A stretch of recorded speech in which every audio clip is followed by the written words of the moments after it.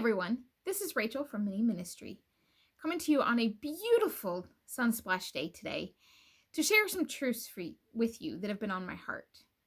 Now, if any of you have known me for any period of time, you can say one thing about me that everyone agrees with, and that's that I read a lot. And by a lot, I mean a lot. I love to read. I usually have a book with me everywhere I go. Recently, I just finished a book that was talking about the justice system and how biased our justice system has been over the years, how we have unjustly put people in prison that didn't belong there. We have executed people that we found out later were wrongly convicted, and the minorities and how they work within our judicial system. And it really broke my heart. Even though these are things that we hear statistics about and we know, it still broke my heart to read the true story of several of these people and how the justice system did this wrong and the worth of redemption in that. And it was just a really, really good book. But that caused me to stop and reflect and think about how racism is completely unbiblical. Segregation really is unbiblical. It's all unbiblical, and here is why. I think back to the time in Genesis when God made Adam and Eve, male and female, he created them. And that was it. That was the beginning of human as we know it. Then you come along and the flood happens.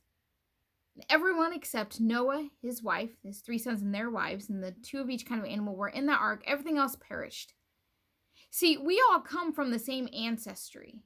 We all can trace our lineage, if we had the capability, back to Noah in his time, back to Adam and Eve if we really tried. See, everyone you meet is your brother and sister, in a regard.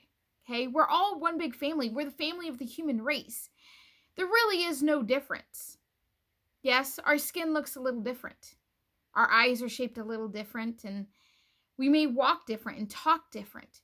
But the truth is, we're all made in the image of God, in his likeness. And we're all worthy of redemption, no matter what we've done.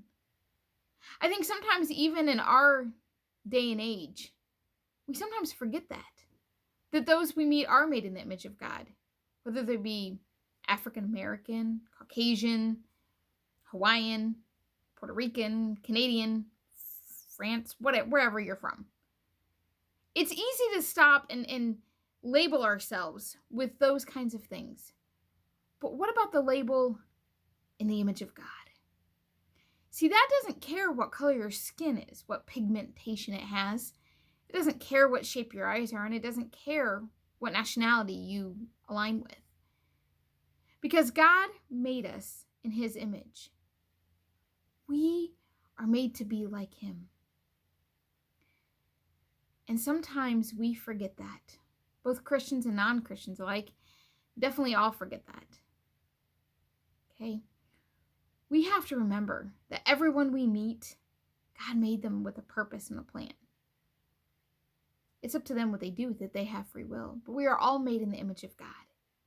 So my friends, today I want to tell you that we need to be unracist. We need to be almost unbiased. Yes, we need to be prepared. We need to look at people and know that if if someone is a murderer, we obviously shouldn't leave our children with them. However, they too are worthy of redemption. And no matter what someone has done, God can not only redeem them, but can cleanse them and make them whole again. Just like you once needed to be cleansed and made whole.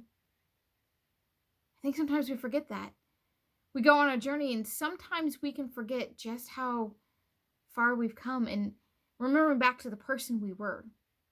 We need to be thanking God for that on a daily basis, that he's redeemed us from who we were, that we're no longer the old person, for the new has come. My friends, let's treat each other with love and respect. Let's live up to the second greatest commandment, love your neighbor as yourself.